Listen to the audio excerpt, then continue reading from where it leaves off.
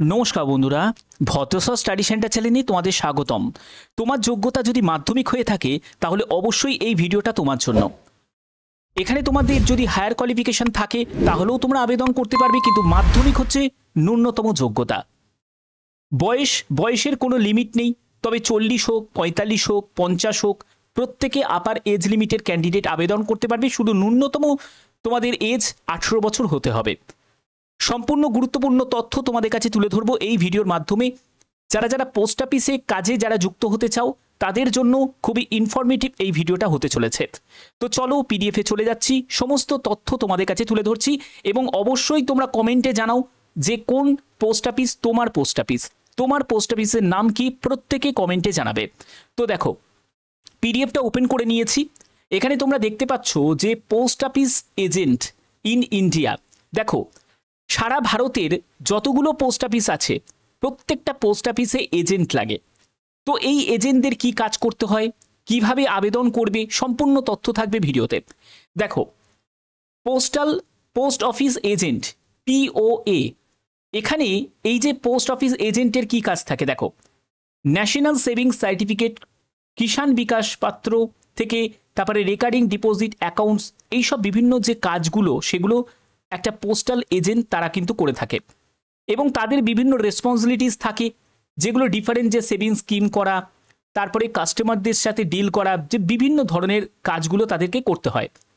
এখানে postal life insurance PLI দেখতে পাচ্ছ এবং rural postal life insurance RPLI, যেগুলো তোমাদের রুরাল এরিয়াতে যে পোস্ট অফিসগুলো আছে সেগুলো হচ্ছে রুরাল পোস্টাল লাইফ ইন্স্যুরেন্সের কাজ থাকে এজেন্টের। আর যেগুলো তোমাদের আরবান এরিয়াতে থাকে যে পোস্ট অফিসগুলো, সেখানে লাইফ ইন্স্যুরেন্স দেখো পোস্টাল লাইফ ইন্স্যুরেন্স PLI থাকে, ঠিক আছে। এবং এখানে এদের মেন ফোকাস হচ্ছে সেলিং ইন্স্যুরেন্স প্রোডাক্টস, ঠিক আছে। ইন্স্যুরেন্সের যে প্রোডাক্টসগুলো আছে সেগুলোকে সেল করা, এবং সেগুলো সেল করার জন্য তাদেরকে এই টার্গেটগুলো প্রোভাইড করা হয় এবং তারা সেই কাজগুলো করে থাকে। এখানে মেল ফিমেল প্রত্যেক প্রার্থীরাই আবেদন করতে পারে এবং এখান থেকে সেগুলো কিন্তু স্কিম ডেভেলপ করা যায়।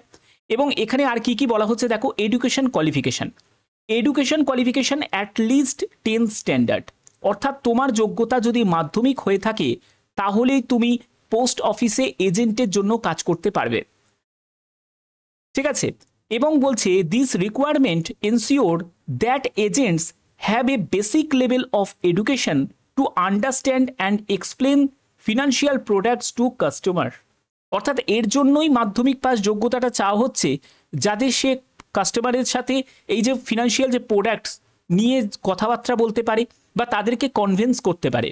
তার জন্য বেসিক এডুকেশন তো দরকার, তার জন্যই এই এডুকেশনটা মাধ্যমিক রাখা হয়েছে। এখানে এজ লিমিট কি প্রয়োজন, এজ লিমিট হচ্ছে 18 বছর, অর্থাৎ ন্যূনতম বয়স হচ্ছে 18 বছর। এখানে ম্যাক্সিমাম এজ কিন্তু এখানে মেনশন করা নেই। অর্থাৎ দেখো, এখানে তোমার বয়স যদি আমি তোমাদের বললাম যে 18 থেকে 40 হোক বা 45 হোক বা 50 হোক, প্রত্যেক এজের প্রার্থীরাই কিন্তু আবেদন করতে পারছে। আবার কিছু কিছু পোস্ট অফিসে কিন্তু 55 বছর পর্যন্ত আপার এজ লিমিট দেওয়া থাকে, ঠিক আছে। সেটা পোস্ট অফিসের ওপরেও কিন্তু ডিপেন্ড করে। ন্যাশনালিটি অবশ্যই ভারতীয় নাগরিক হতে হবে। প্রত্যেক রাজ্য থেকে প্রত্যেক জেলার যেসব পোস্ট অফিসগুলো আছে সেই সব পোস্ট অফিসেই কিন্তু তোমাদের এই নিয়োগগুলো করা হয়, এজেন্টে নিয়োগগুলো করা হয়, ঠিক আছে।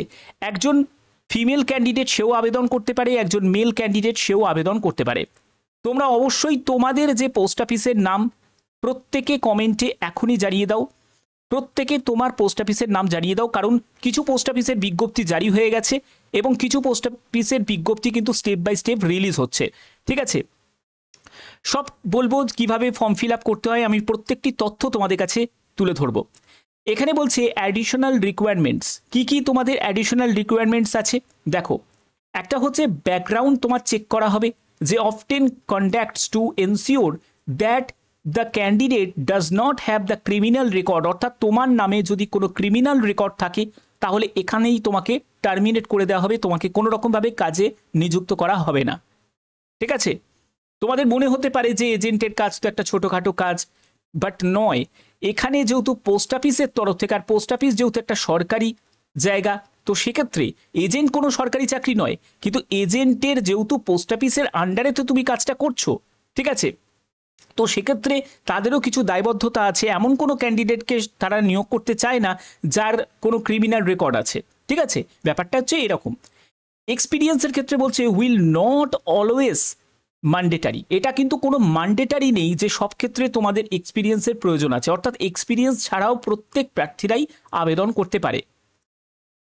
এবার এখানে আর কি কি বলা হচ্ছে, লোকাল রেসিডেন্সি, দেখো এই জায়গাটা কিন্তু খুব ইম্পর্টেন্ট। যারা যে লোকাল এরিয়া থেকে বিলং করছে তাদেরকেই কিন্তু আগে সুযোগটা দেওয়া হবে। অর্থাৎ দেখো আমি তোমাদের একটা এক্সাম্পল দিচ্ছি, ধরো তোমরা জানো যে বিভিন্ন ডিভিশন ভাগ করা আছে। এবার যদি হুগলি ডিভিশনের মধ্যে তুমি হুগলি ডিস্ট্রিক্টেরই বাসিন্দা, তো তুমি হুগলি ডিভিশনে আবেদন করেছো, তাহলে সেক্ষেত্রে তোমাকে আগে সুযোগটা দেওয়া হবে। কিন্তু তুমি ধরো কোচবিহার জেলা থেকে তুমি এখানে আবেদন করেছো, তোমার সুযোগ কিন্তু নাও হতে পারে। তো এটা সম্পূর্ণ কিন্তু ডিভিশন ওয়াইজ কিন্তু ভাগ করা হয়েছে। তো অবশ্যই তোমরা পোস্ট অফিসের নামটা কমেন্টে জানাবে, এর জন্যই বলছি যাতে তোমাদের যখন কোনো আপডেটটা আসবে সেগুলো যাতে তোমাদের কাছে প্রোভাইড করতে পারি, যেটা পোস্ট অফিস ওয়াইজ যখন কোনো আপডেট আসবে, ঠিক আছে। এবং এখানে তোমাদের স্টেপ বাই স্টেপ কিছু গাইডেন্স তোমাদের দেওয়া হয়েছে যেটা তোমাকে ফলো করতে হবে। আবেদন করতে গেলে তোমাদের একটি অ্যাপ্লিকেশন ফর্ম থাকবে, এখানে কোনো রকম অনলাইন ফর্মের ফিল আপ করার কোনো ব্যাপার কিন্তু নেই, এখানে অফলাইনে তোমাকে ফর্ম ফিল আপ করতে হবে, ঠিক আছে, অফলাইনে। তার জন্য একটি অ্যাপ্লিকেশন ফর্ম আছে, কেমন দেখতে হয় আমি সেটাও দেখাচ্ছি। অ্যাপ্লিকেশন ফর্মটা ফিল আপ করতে হবে, অফিসিয়াল ওয়েবসাইট থেকেও তোমরা পেয়ে যাবে পোস্টাল ডিপার্টমেন্টে।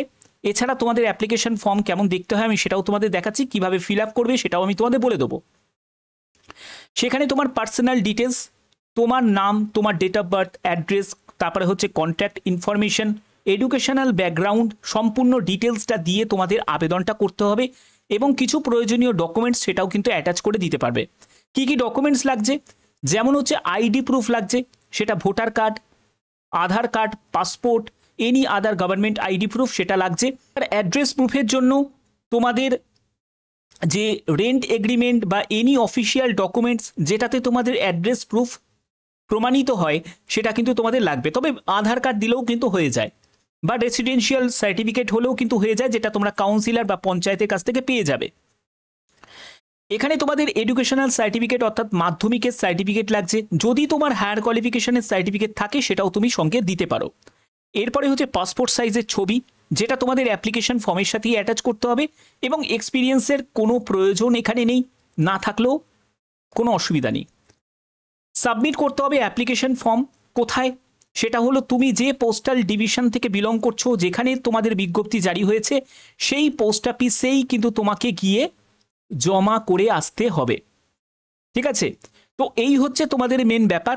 এবং তোমাদের ফর্ম জমা করলে তার জন্য যে সব প্রয়োজনীয় ডকুমেন্টস আছে সেগুলোকে কি করবে, সেগুলোকে জেরক্স করে সেগুলোকে সেলফ অ্যাটেস্টেড করতে হবে, ঠিক আছে, সেলফ অ্যাটেস্টেড করে কিন্তু তোমাদের জমা করতে হবে। এবার এখানে তুমি যদি দেখো, তোমাদের এখানে অ্যাপ্লিকেশন ফর্মের একটা বেসিক আমি তোমাদের আইডিয়াটা দিচ্ছি কেমন তোমাদের অ্যাপ্লিকেশন ফর্মটা দেখতে হয়। এখানে তোমাদের নামের জায়গা থাকবে, এখানে ফাদার বা হাজবেন্ডের জায়গা থাকবে, তারপরে date of birth, education qualification, তোমার ক্যাটাগরি, তোমার যদি প্রেজেন্ট কোনো অকুপেশন বা ইনকামের সোর্স থাকে সেটা তুমি মেনশন করতে পারো, যদি না থাকে তুমি ছেড়েও দিতে পারো।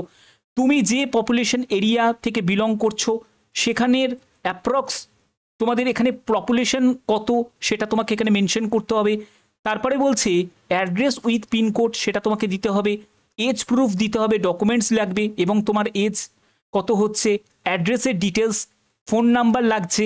তারপরে যদি এক্সপিরিয়েন্স থাকে তাহলে ইয়েস করবে, নাহলে নোতে গিয়ে টিক দেবে। কম্পিউটারের যদি নলেজ থাকে, এটা কোনো ম্যান্ডেটারি নয়, যদি থাকে তো ইয়েস করবে, নাহলে নোতে গিয়ে টিক দেবে। তারপরে নলেজ লোকাল এরিয়া, তো এই জায়গাটা অবশ্যই তোমাকে ইয়েস দিতে হবে। এবং এনি আদার ইনফরমেশন যদি দিতে চাও সেটাও তুমি দিতে পারো। এগুলো করার পরে তোমাদের ডকুমেন্টসের জায়গা আসবে, যেখানে 1 2 3 4 করে তোমার যা যা ডকুমেন্টস তুমি দিচ্ছ সেই ডকুমেন্টসগুলোকে সঙ্গে তুমি এখানে লিখে দেবে, ঠিক আছে।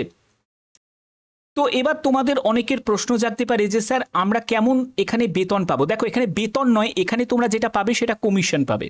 তোমরা যে পরিমাণে তোমরা মানে প্রিমিয়াম করাতে পারবে সেই তার ওপর তোমাদের কিন্তু একটা কমিশন তোমাদের নির্ধারিত হবে, যেটা 4%, তারপরে 10%, 20%, যে পরিমাণে তুমি প্রিমিয়াম করাতে পারবে। ঠিক আছে, সম্পূর্ণ ব্যাপারটা কিন্তু এর ওপর নির্ভর করছে। তো আশা করি ব্যাপারটা ক্লিয়ার করতে পারলাম।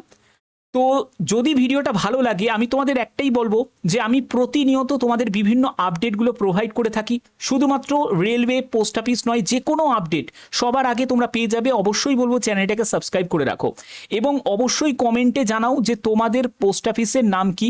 এর আগে কিন্তু অনেকগুলো পোস্ট অফিসের জারি হয়েছে, যার আপডেট কিন্তু আমি তোমাদের কাছে প্রোভাইড করেছি। এরপরে যে সব আপডেটগুলো আসবে সেটা আমাদের ওয়েস্ট বেঙ্গলের মধ্যে যে কোনো জেলার যখনই আপডেট আসবে অবশ্যই তোমাদের কাছে সেই আপডেট আমি পৌঁছে দেবো। তার জন্যই বলছি প্রত্যেকে জানিও যে তোমার পোস্ট অফিসের নাম কি, অবশ্যই কমেন্টে প্রত্যেকে জানিয়ে দেবে। তো আশা করি তোমাদের ভিডিওটা ভালো লেগেছে। এরকমই যদি আপডেট পেতে চাও অবশ্যই চ্যানেলটাকে সাবস্ক্রাইব করে রাখবে, বেল আইকনটাকে অল করে রাখবে। এখনের মতো এটুকুই, টাটা।